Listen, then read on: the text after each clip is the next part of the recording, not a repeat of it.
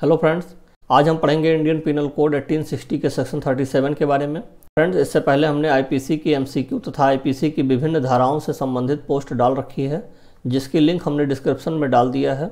आप वहां से डायरेक्ट अपनी मनचाही वीडियो देख सकते हैं। मित्रों, आइए आज के वीडियो की शुरुआत करते हैं। मित्रों, सेक्शन 37 की हेडिंग है cooperation by doing one of several acts continuing an offence, अर्थात किसी अपराध को गठित करने वाली कई कार्यों में से किसी एक को करके सहयोग करना। मित्रों, according to section 37, when an offence in committed by means of several acts, whoever intentionally cooperates in the commission of that offense by doing any one of these acts, either singly or jointly with any other person, commits that offense। अर्थात जबकि कोई अपराध कई कार्यों द्वारा किया जाता है, तब जो कोई या तो अकेले या किसी अन्य व्यक्ति के साथ सम्मिलित होकर उन कार्यों में से कोई एक कार्य करके उस अपराध के किए जाने में सासे सहयोग करता है, वह उस अपराध को करता है। कहने का तात्पर्य है कि जब कोई ऑफेंस यानी कोई अपराध, क्योंकि अपराध जानते हैं अपराध कभी कभी कई कार्यों के साथ मिलकर बनता है, कई कार्यों के साथ एक साथ लेकर आते हैं, तब वो एक अपराध गठित होता है। तो अगर कोई व्यक्ति चाहे अकेले और चाहे कई व्यक्तियों के साथ मिलकर उस अपराध के गठित होने वाले कार्यों में से कोई एक कार्य इस इंटेंशन से करता है कि वह अपराध गठित हो या वह अपराध हो, तो यह माना जाएगा कि 37 के अंडर कि वह अपराध उसने किया है। मित्रों, सेक्शन 37 को समझने के लिए कुछ दृष्टांत दिए गए हैं। उन दृष्टांत यानी इलस्ट्रेशन को जब हम देखते हैं तो सेक्शन 37 बहुत ही क्लियरली समझ में आ जाती है। पहला दृष्टांत है, पहला इलस्ट्रेशन है, A and B agree to murder Z by severally and at different times giving him small doses of poison.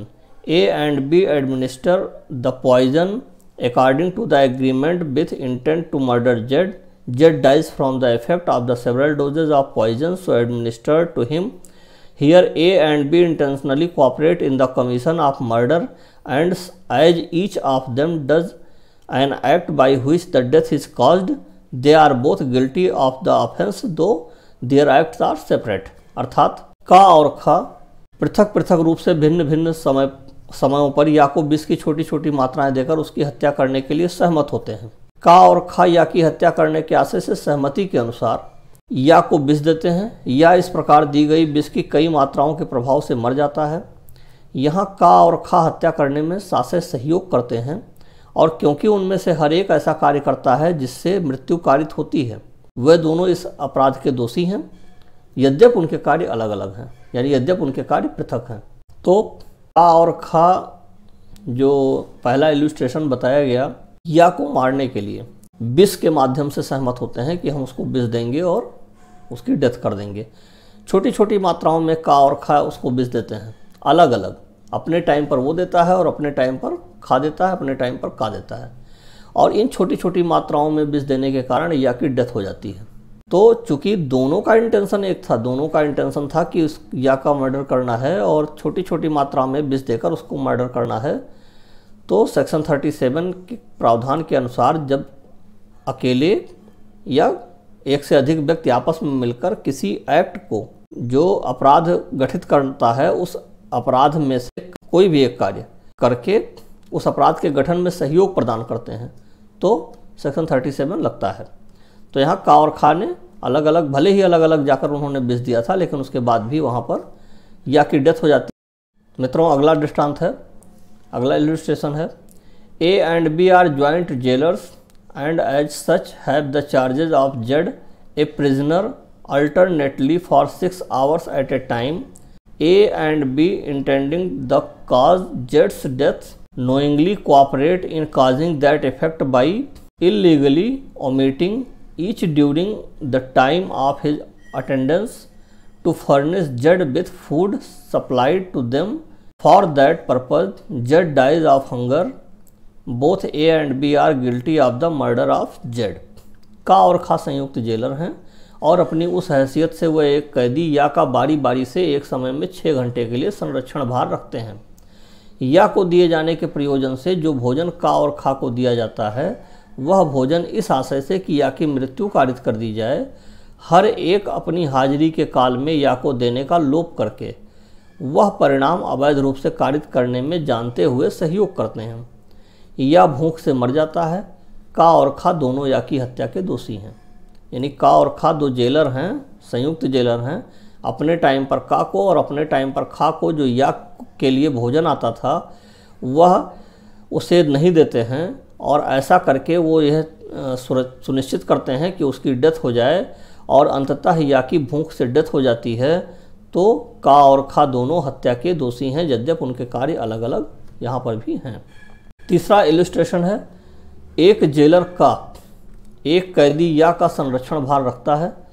का या की मृत्यु कारित करने के आशय से या को भोजन देने का अवैध रूप से लोप करता है, जिसके परिणाम स्वरूप या की शक्ति बहुत क्षीण हो जाती है, किंतु यह क्षुधा पीड़न उसकी मृत्यु कारित करने के लिए पर्याप्त नहीं होता।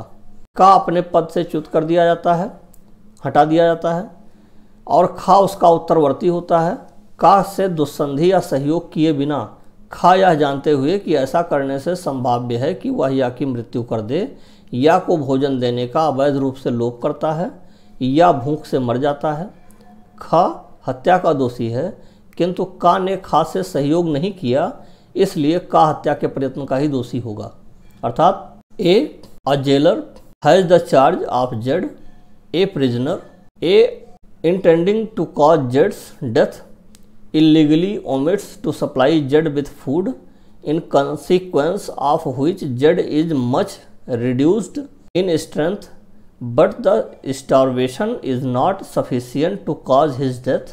A is dismissed from his office and B succeeds him.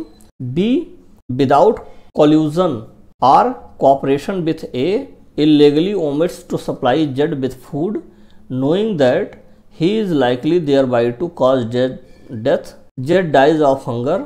B is guilty of murder, but as A did not cooperate with B, A is guilty only for an attempt to commit murder. का एक jailer है जिसके under में या नाम का एक कैदी है। का या की हत्या करना चाहता है, मृत्यु कारित करना चाहता है। इसके लिए वह या को जो भोजन मिलना चाहिए वो भोजन उसको नहीं देता है और उसको भूखा मार देना चाहता है। या के पास जो भोजन नहीं पहुंचता है वो उसको भूखा रहना पड़ता है, इस कारण उसकी शक्ति बहुत क्षीण हो जाती है, यानी वो बहुत कमज़ोर हो जाता है। इसी बीच का को अपने स्थान से हटा दिया जाता है। का की जगह पर एक नया जेलर खा आ जाता है। खा का से कोई बात नहीं करता है, कोई संधि नहीं करता है, कोई सहयोग नहीं लेता है, लेकिन उसके बावजूद या को भोजन देने का अवैध रूप से लोप करता है, यानी या को भोजन वह भी नहीं देता है, जिससे या की भूख से मृत्यु हो जाती है। तो यहाँ खा जो है वह हत्या का दोषी है, जबकि का केवल हत्या के प्रयास का दोषी है। क्यों? क्योंकि खा ने का से कोई सहयोग नहीं लिया था। धारा 37 यहाँ नहीं लागू हो रही है। खा का से कोई दुस्संधि नहीं हुई, कोई सहयोग नहीं लिया, कोई उस का के किसी कार्य में उसने सहयोग नहीं किया। खा स्वयं आता है और उसका स्वयं का अपना निर्णय होता है कि या को मार देना है या की मृत्यु कारित करनी है, और खा या को भोजन नहीं देता है, जिसके परिणाम स्वरूप या की मृत्यु हो जाती है। तो यहाँ खा हत्या का दोषी होगा और का चूंकि अपने पद से पहले ही हटा दिया गया था, वह हत्या के प्रयास का दोषी होगा।